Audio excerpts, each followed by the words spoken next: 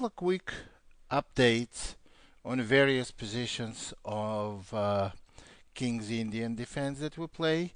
C4, G6, Knight F3, Bishop G7, G3, D6, Bishop G2, castling, Knight C3, C6, castle, and Queen A5.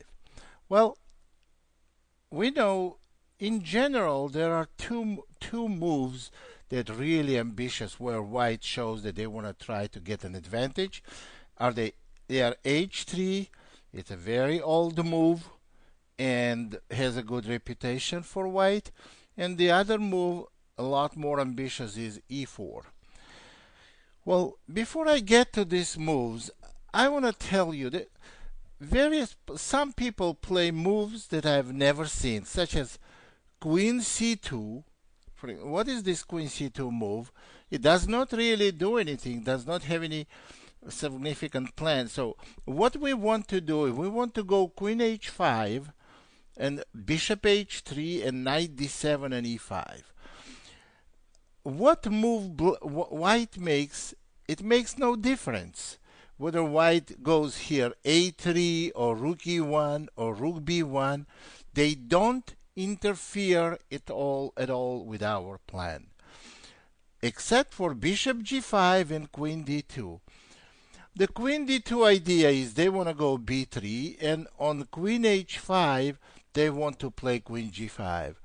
Well, if white wants to go for early exchange of queens, and they practically admit that they cannot get any advantage, black can simply develop, and after exchange of queens, it's very hard for white to get any advantage. I don't think it's even possible. So this is not an ambitious move, and there are bunch of moves that does not really do anything for white. On move like Bishop g5, preventing Queen h5, what we would do, we simply can go h6. Now, if Bishop wants to take our knight, we will take back, and then we come back with the bishop, and we have dark square bishop. Then we can go Bishop g4, Knight d7. We have very comfortable position. So we want to focus our attention. We want to focus only on moves that where white tries to get an advantage. Move like e4. Well, on e4 move here, we have Bishop g4,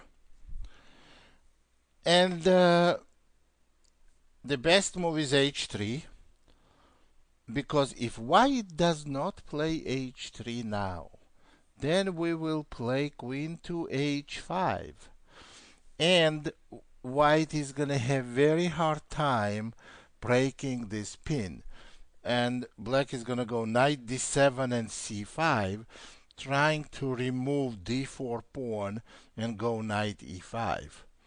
So the main move here is h3, and after Bishop takes f3, of course, to take it with the bishop. Now, why not with the queen?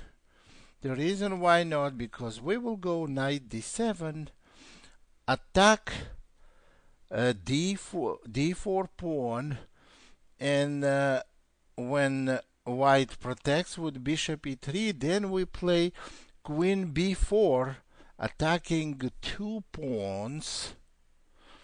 And when white goes Queen e2, we go Knight b6, attacking c4 pawn, and after c5 and Knight c4, or even d takes c, followed by Knight c4, black has advantage. So this is all known, and that's why when black takes on f3, white takes on f3 with the bishop.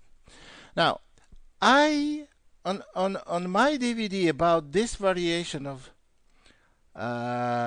King's Indian, I did recommend Knight d7, fd7. Well, I didn't say anything about e5, But e5 is pretty good move too. Knight e7, d7 is rather sharp, and some people, they said that they have a really hard time getting full equality. That's fine. Then you go e5. And now white has to do one of the two things. They don't want to take on e5 because after we take back, white has weak d4 square, and black will go knight d7 c5. Black has very good position. So practically two choices white has. Either to play bishop e3, protect the pawn, support the central pawn, or push d5. I think either way black has an equal position. In one case d5, there were few games. I did research. C takes d, c takes d, knight to d7, and after bishop e3, simply rook f to c8. And the reason why we want to go rook f to c8, because when white goes queen d2 or maybe bishop g2, we want to go queen d8 later and go a6 and try to exchange dark square bishop by going h5, king h7, bishop h6, and in case white goes queen d2, we will prepare bishop h6 by playing queen f8. You see, black got rid of light square bishops, which wasn't a bad bishop, but there was no room to put the bishop, no place to put the bishop.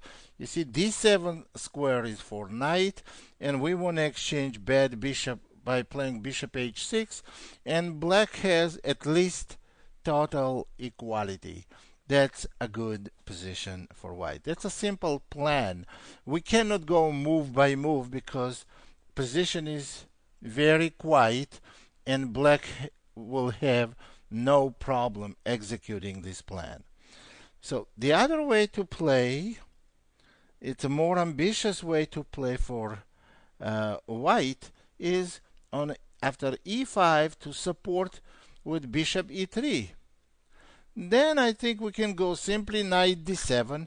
Now, see, if white plays d5 now, we're going to transpose to the same position after cd, cd. So what should white do? Suppose they go something like bishop g2. We can even take on d4 here, and we will have good position because, well, of course, no queen takes d4 here because of knight d5. And after bishop takes d4, we can attack the pawn on c4, and we quickly equalize. After queen e2, we can attack it once more, and after b3, we can make anti-positional move c5, which is concretely good in this position because forces white to take on e5. We take back, and now even if white goes knight d5, knight takes d5, regardless, this bishop is not here, of course, knight takes d5, regardless which way white takes, the position is equal because it's just simply opposite color bishops. Even if they took with the cd, which is positionally a little better, we're still gonna go rook f to d8, bishop to f8, rook c8, and why the position is totally equal. Opposite color bishops. Black has their own play on the queen side. They have an extra pawn. White has protected pass pawn, which is not going anywhere ever because of dark square bishops on the board. So this position is a totally equal. So these are a few minor additions to the King's Indian. Well, the rest of the material I recommended on the King's Indian tape is still valid, and I stay behind it, and I don't think we have a problem anywhere.